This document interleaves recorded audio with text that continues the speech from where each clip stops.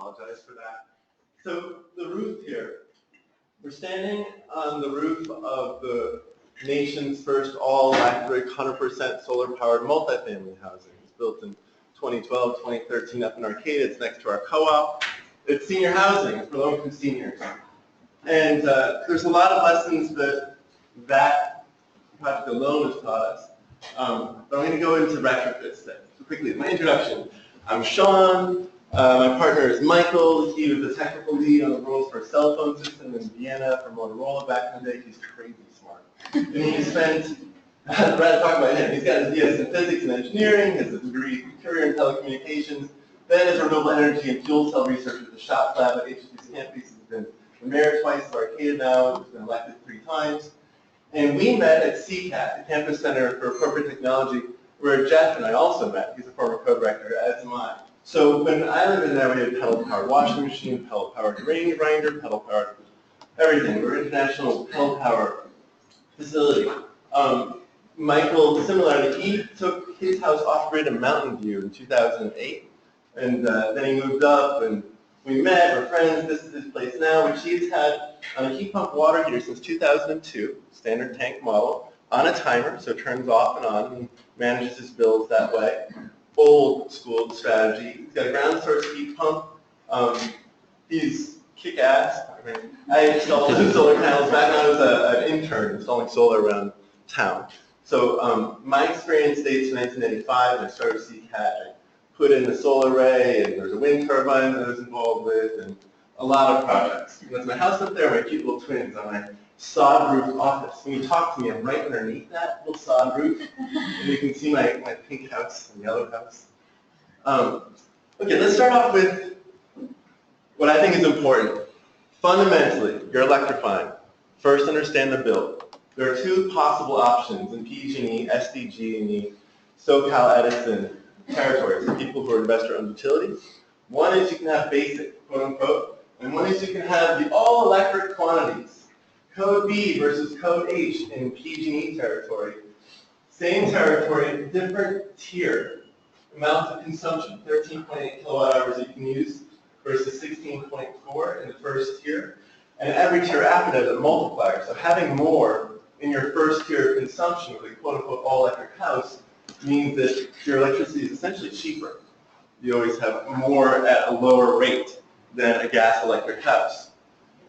Now, the all-electric quantities, this is Code H definition.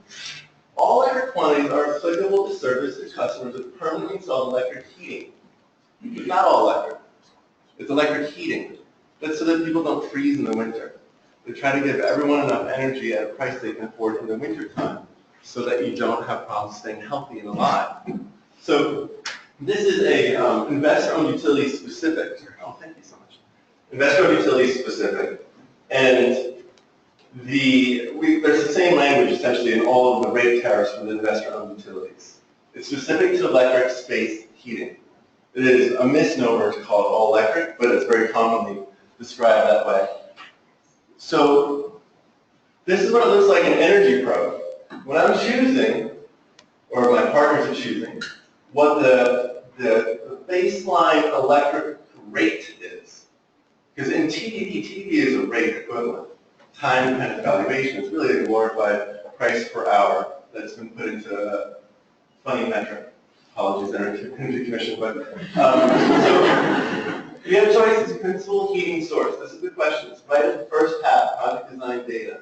If they want to know if the principal heating source, natural gas, propane, electric, with natural gas available, I'm not really sure what that means in terms of the code for the rate that you're getting charged by PG&E. This is some policy wonkiness here. This is not the real world. But electric, no natural gas available for heating. Electric fryer, gas fryer, doesn't matter. Water heater, not water heater, doesn't matter. Cook stove, space heating. They don't say that, but that's what they mean. And when you say heating, that's essentially, that is the definition of heating. Otherwise it would be called domestic hot water or called other things. So that is the phrase, and it ties directly back to the rates. That's how that comes about. That's what it means. So when you choose electric, no natural gas available, you get very different results because now your rate is appropriate to how you actually build. So we've had a building official help us out with this. This is TRC cooperating with us, PG&E cooperating with us. We said this newly constructed 48 zero-energy townhomes that are market rate. This project does not have gas service lines to the property, even though it is a PG&E gas territory. The building department has reviewed and approved the project's building plans, which includes the energy models that indicate no gas available, and is aware of the implications of this as Title 24 Part 6 compliance. This is something we submitted to PG&E via TRC to say we get rebates with this all-electric TDD. So instead of getting nothing, we get $4,000. Huge differences in the amount of rebates and incentives that are available in every single climate zone, depending upon your TDD rate, which is specific to space heating. What this looks like, this is an all-electric home, consistently in every single one of these climate zones, with the toggle, gas available versus no gas available. It does have electric space heating, always. The whole house is electric. But look what happens between one toggle and none. So compliance, not compliance. Compliance, not compliance. This is the difference between, this is a 20 almost, this is about 17, this is about 16, so more than 30% spread in compliance margin. And it's different in every climate zone, but it's pretty consistently more than 15%, and it makes a difference in almost half the climate zones. But it's huge also in what kind of rebates you get, what other things you might be able to do with the house, and still have it comply. You don't have to try so hard if you simply say electric space heating gets you the appropriate TDD schedule, which matches the real rate that you pay, and that is the accurate way to model. It is not consistently understood as that, which is why I wanted those of you who have roles as building officials or are in the city planning department, this is important to support all electric households in zero energy, that you get the rate right. And it matters to them because the Warren-Alquist Act is supposed to help us figure out cost-effective construction strategies. That's the whole point. If you don't have the cost part of it, then you don't get the effective design strategies. You all of a sudden are trying to put gas into your house to fix this problem that you have that you don't have. If you just electric space heating and hit the toggle away, everything works fine. So, Hill, just last night, I got Palo Alto's study redone for you. So, TRC, when they took all the different scenarios of electrification in Palo Alto, what they found is their percent compliance with natural gas available for space heating, just the toggle. They found this percentage above in 2016 code software, 7, 11, 6, 10, -6, -5, 6, 6, -6. Similarly, now it's at 30, 33, 27, 30, 15, 14, 5, 5, 1, 2, 16.8. This one here, it never complied. It was a problematic building, so this is not the issue. And that's how important it is to do a cost-effective study. Just the acknowledgement that if you have gas space heating versus electric space heating, there's a different TDD setting for that. You get huge differences. This is what you guys got, and your cost effectiveness comment that you had earlier questions is based upon this. This is the reality for all those buildings, how they actually pay for their energy, and this is what it should have been for electric space heating. So all electric construction is cheaper. This is one of our commissioners, David Hofschel. Thank you. I haven't met him, so he said, this is an editorial that was published a year ago, essentially, with, I think, CalISO, one of the regulators as well. Electrification can also reduce costs. California home builders such as City Ventures and KV Homes have begun building homes without gas lines, where gas central heating, hot water, and stove are replaced by electric appliances, by avoiding the need to install gas pipelines under the streets, inside the homes. These forward-thinking builders are able to reduce the price of the home by $4,500. That is reality. I'm going to quickly show you a whole bunch of examples. He's not just talking. This is true. This is a cheaper way to build. It costs less upfront. Okay, this is the real world. You just go online and similarly see this. There's a $1,000 difference from RHEEM getting a side-by-side, apples-to-apples comparison of their heat pump for $2,000 versus the exact same air conditioner, the heat pump being an air conditioner that has the heating capacity kicked into it, which costs like $100 to actually change it. If you're looking at the difference in real cost. So this compressor is a little bit more expensive than this compressor, but this gas burning box is $1,000. And it's an expensive device to add. You have to plumb it, you have to install it as a separate device. It's a new thing that had to be added. You have to put controls into it, and you have to vent it.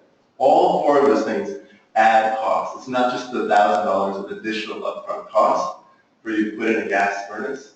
It's also everything attached to it. Now, the water heater comment / discussion, I want to give you apples to apples. So if you're putting an 80% efficient tank, which is hard to do, those are usually, as you point out, 67%, 71 or 0.71 is energy factor, is energy star. So if we got a 0.80 tank, $2,100.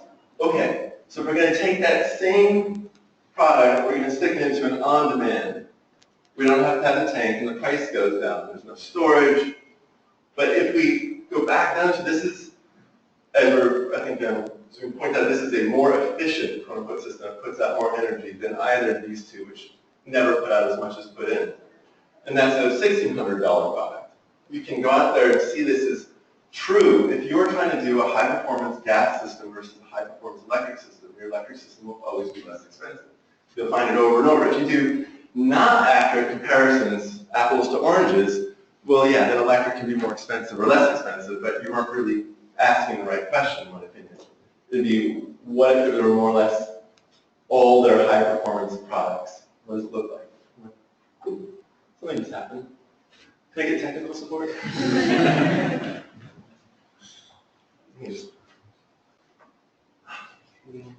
Okay.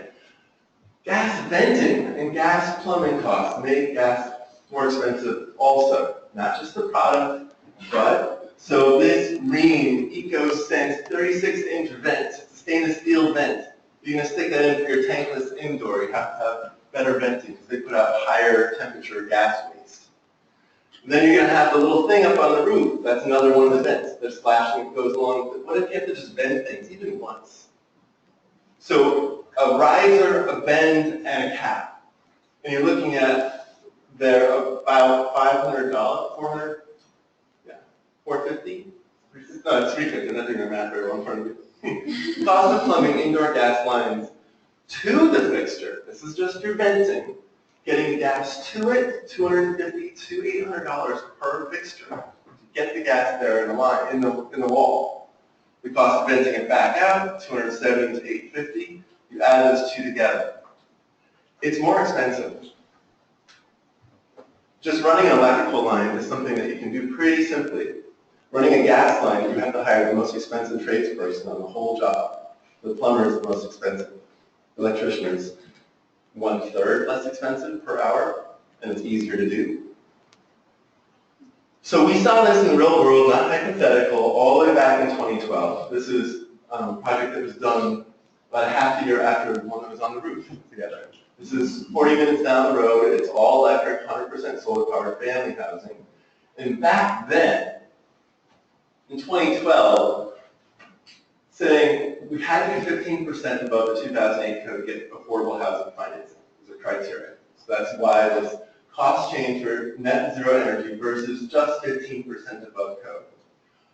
It costs $3 grand more applying for high performance pumps, $260 to make an Energy Star per residence, $10 grand for the solar after a rebate. It costs $750 less to put in a heat pump water heater than putting in on-demand gas. See a savings there. $320 of more insulation, so making it zero net energy is $12,500. For the 35 residences is $440 grand. Now, the nature of affordable housing, take a quick detour, is that your rent and your utility bills are both regulated. So if you have a $300 total rent plus utilities, within that $300, is that $295 in rent and $5 in utilities? Or is it $220 in rent and $80 in utilities? In this scenario, because they have $5 utility bills, the minimum monthly charge, we're able to get $295 in rent and $5 in utility bills, with $300 being the cap that they can pay for the combined. Affordable housing is very nice. It has built into it an estimated utility bill cost and the fact that you can recoup investments in lower utility bills by raising rent, just dollar for dollar, and the people living in there are better off. Keep in mind that if you're low income, 2 times a year they're the most stressful. When you're buying clothing for the kids to go back to school, if you're a family, you have to get medical bills covered, try to get people back to the dentist, you might need vaccine shots. But you also have your gigantic air conditioning bill in August. And then the other time of the year that really breaks your heart is Christmas time, when once again you have some of your highest utility bills and you're also buying presents. And I've been in that, I've been low income, that house was painted with the county loan when I was low income, the roof was on because it's low income, the solar array was because I'm low income. So I lived this experience as well as an 80% AMI or less household. This gives them no utility bills both in the summer and the winter time. They have stable, flat, and their money every month is stable and flat. It's nice that their expenses are also, as opposed to making their kids suffer or having to make really awkward choices about how to keep it going. Because these are the people who are doing a lot of difficult work for you for not much money. Another low-income project. I want to show how this works out. So this is fuel switching. Last one is new construction, just to prove out that it's cheaper to do it that way. So this is an ESCONDIDO. This is post-retrofit in the middle. You can see solar arrays in front of the pool house. You can see all the solar around there. Notice that they wasted this roof line and this and this and this. Only in this one did they put the solar up on the other side of the roof line, which is a common strategy if you're trying to add more solar or make the panels more efficient so that they take up 2/3 as much space. A lot of strategies to densify solar effectively that people might not be aware of, but if you're a solar installer, you know what you're doing. So this is a for-profit, affordable housing developer, Firm Housing. We've done a lot of projects with them. They love this fuel switching strategy. So up on top, this is the money talk. We've got 1, 2, and 3 bedrooms. You can see the number of them, 36 and 19 and 1. Their electric bills are minimum monthly charge $517 to $542. Gas bills that are left over are $14, $16, and $16. So the total utility allowances are $20 essentially for all 3 apartment types.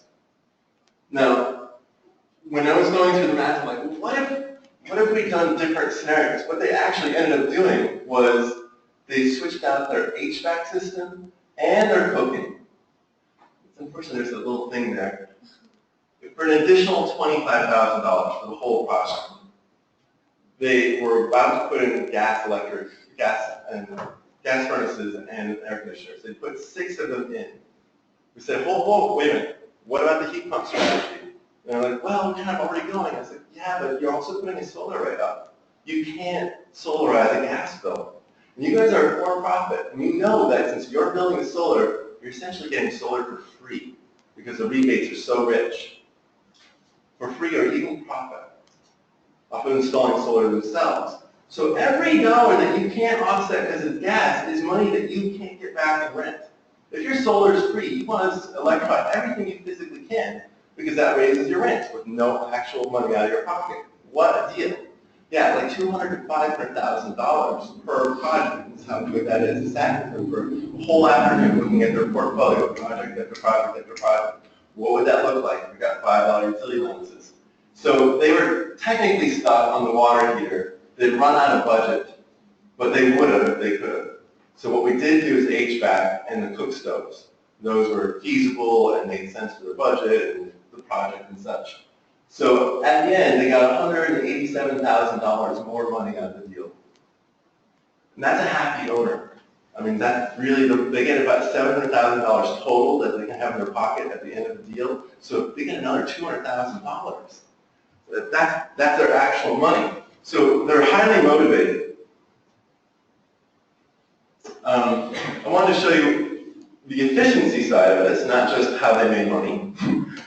And so what we put in there, there's windows that were retrofitted in, there's the HVAC system, we did duct leakage testing, the domestic water heater, which was gas, that I pointed out.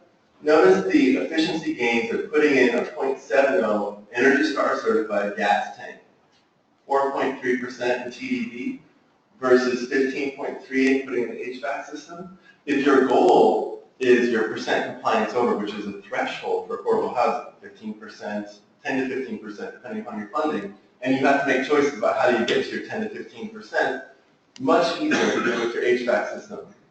Obviously the windows could go in, but those are expensive by comparison, $400 to $500 per window. So cost effectively, they put in the windows because they were going to put in the windows. They put in the HVAC because it made them a good deal of money. And it's still efficient. I want you to see that. It's still doing terrific results on our improvements. Okay, this is another one. This is over in Sacramento. It's got a pool. There's two of those donut buildings, one and then the other. This is the systems that we walked into a couple years ago. Gas tanks, gas wall heaters, P-TAC air conditioners, and 80 amps on the panel. This is a problem. Well, and 80 amps is generous. Sometimes I'll show you like 40, even 30 amps in an apartment. So I've become expert in the products that are the smallest amperage. I have a whole handout. So you guys want an email, I'll give you every scale of like what's a 10 amp water heater, what's a 12 amp, what's a 15 amp, what's a 20. Like, that matters for retrofits because your panel size probably has to stay the same. Probably. Otherwise they're going to trigger up the stream retrofits and the transformers. So with this system, I want to see, who says replace the water heater? Just do the hands thing. Just for now. Okay, very simple. Thanks. Okay, who says wall furnace?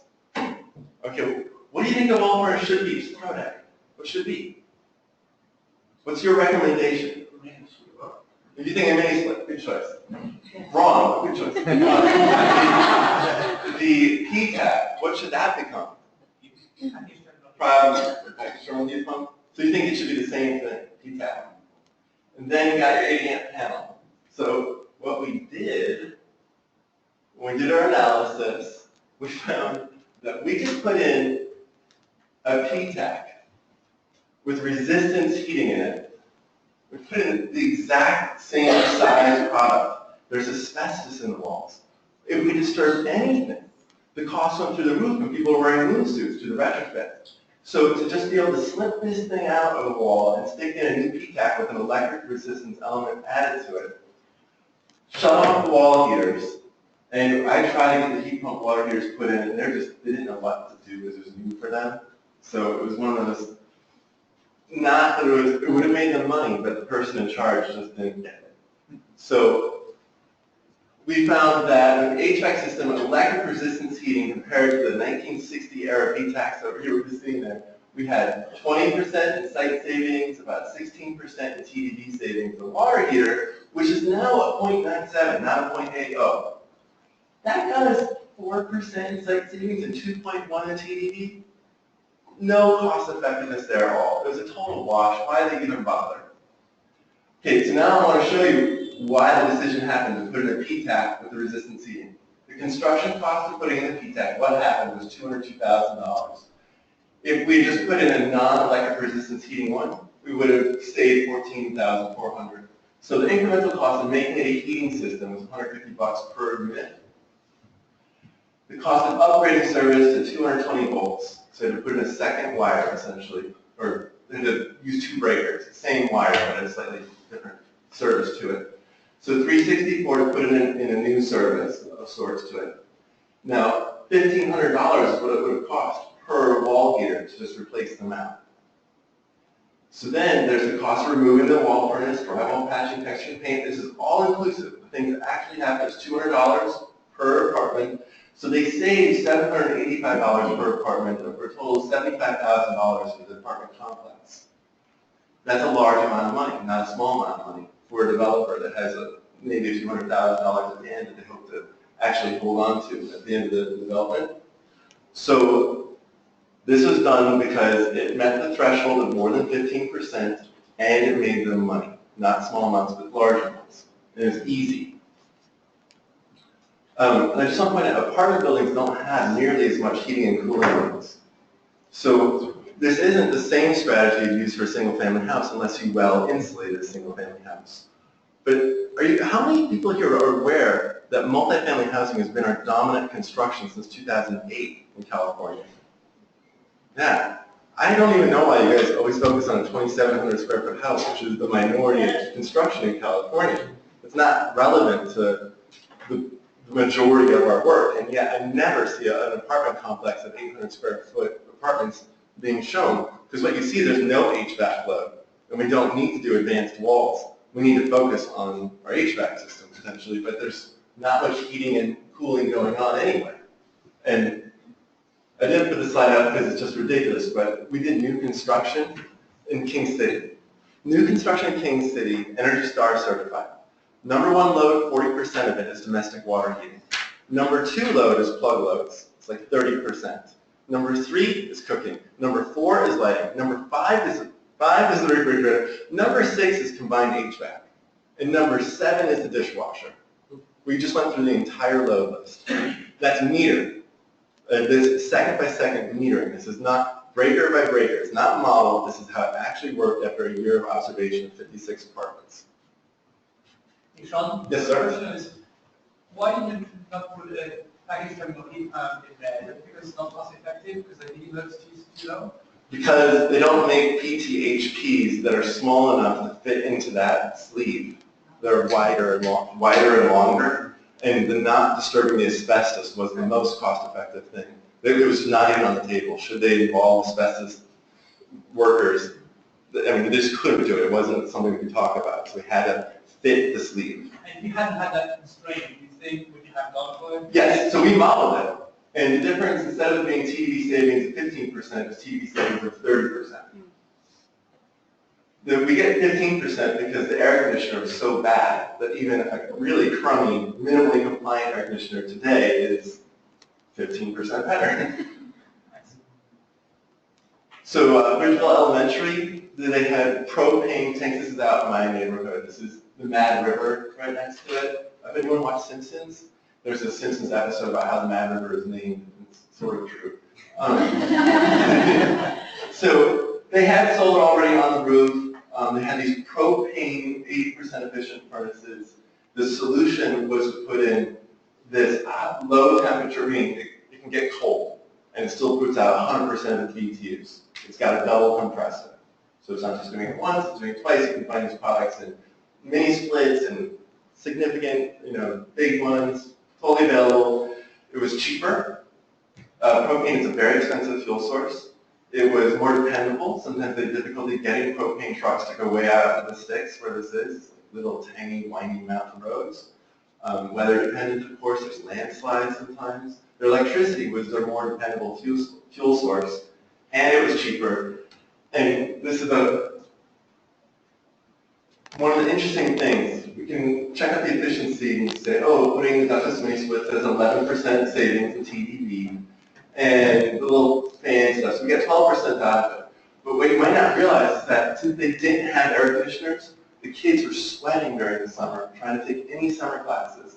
And so they were running the fans like crazy as an economist. They would blow air through this furnace and make some moving air into place. That's why I opened the door back there, because I'm a little stuffy. So the huge savings that they had, $63.92, was because they're using a ductless mini split to provide air conditioning. Adding air conditioning reduced their energy costs because the fan was so ineffective in running all the time.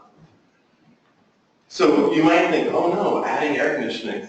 How do kids learn? How do we learn when we're overheated? We don't. So it was important for just a school. You guys, anyone know where this is? Okay, so this has got such a cool system. 2 weeks old now, but it's got sanded heat pumps in the basement providing domestic hot water.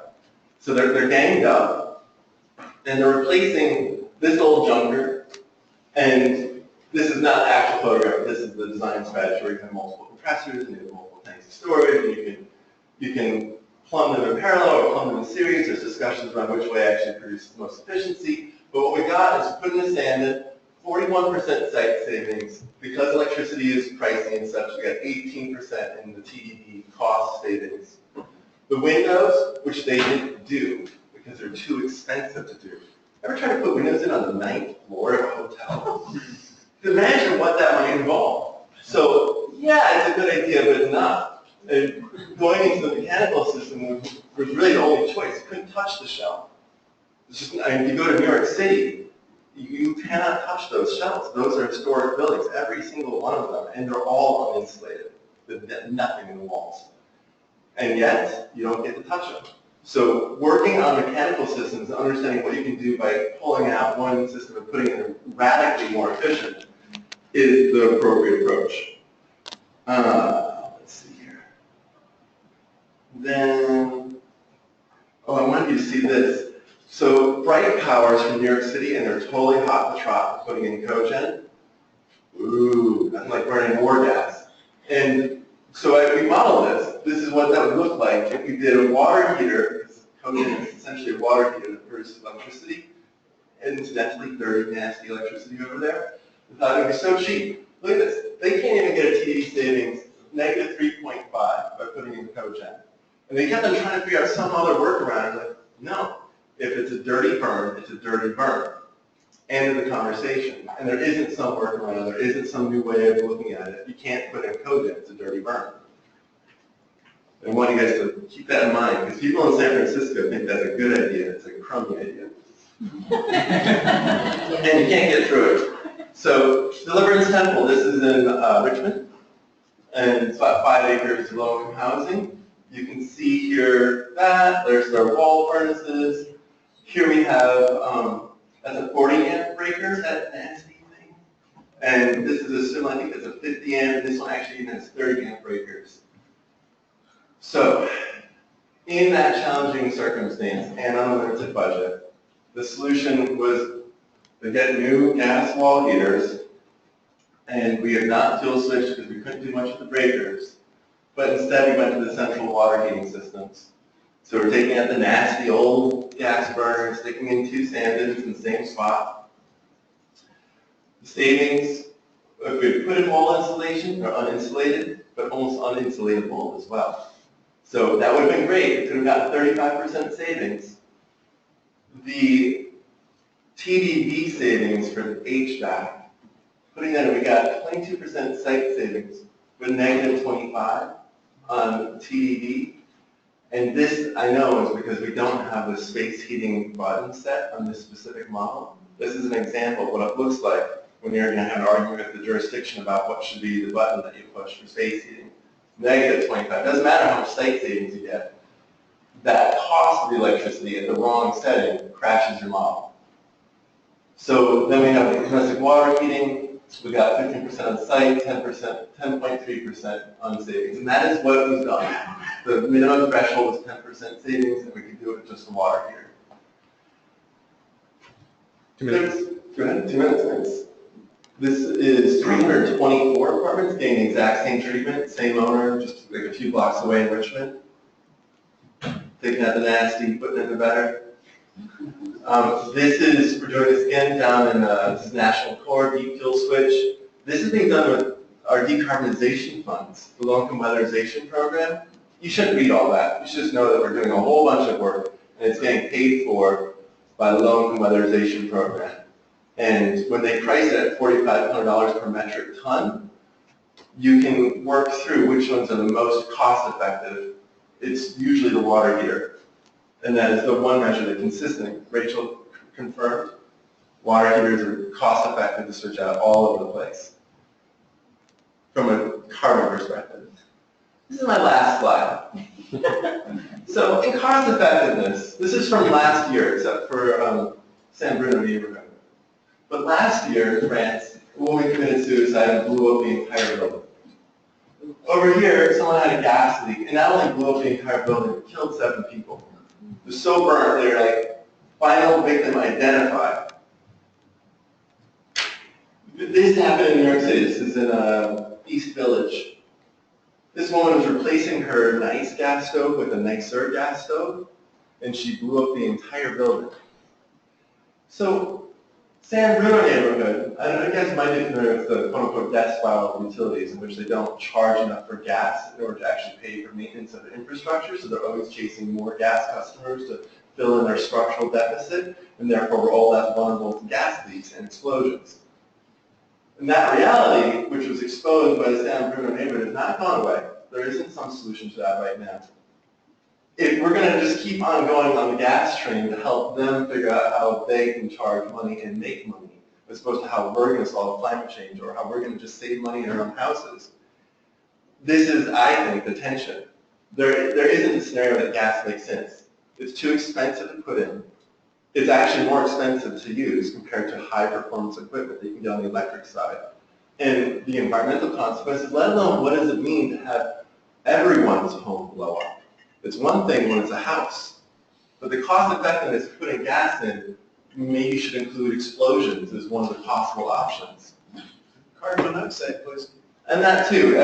I have this sort of unpleasant habit of Google searching things like gas explosions or carbon monoxide deaths. And it is a depressing thing to see a whole family dead on the floor because they were misusing the carbon monoxide producing device in their house. So bad, they make us put a poison detector in all the homes. Yeah, exactly. I should tell you something. When Michael comes over to my house and tests with his little carbon monoxide wand, did you guys know that the amount of CO above your gas stove, I'm the cook in the house, I make all the food.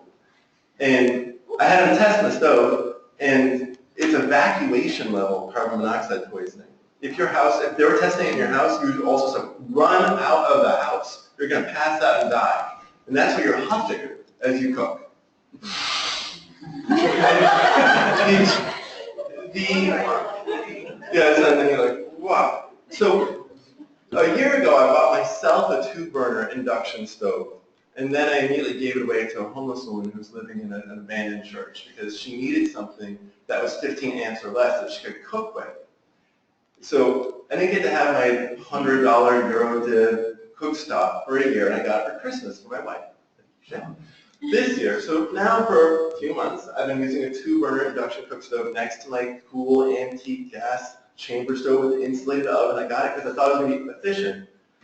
And I have way less condensation in the kitchen because the humidity of natural gas, which is like 40% water when it's coming out, you just see all that water condense on the pot when you first turn it on. It's cold pot, you see like the droplets of water. So I've got way less condensation in my kitchen as I cook a lot.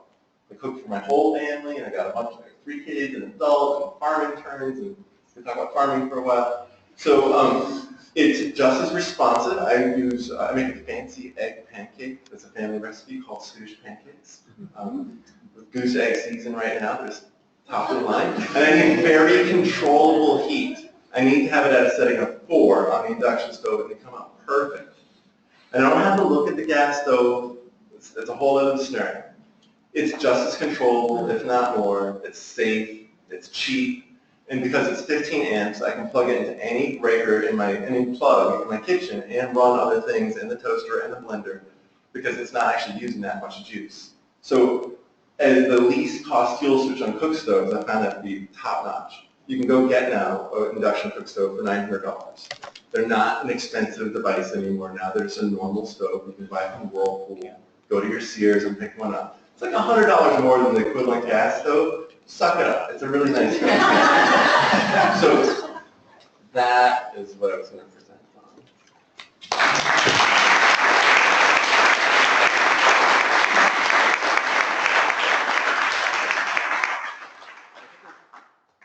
Most of this was done under the 2013 standards. Do you have any experience under the new standards? Yes. So we've been working on 2008 and 2013 and 2016. And the comparison chart I showed you, that was 2016 code, the one that showed blue and red next to each other in the swing. So I can talk to you a lot about what the 2016 code looked like. But here's the interesting thing. You can get higher compliance with an all-electric house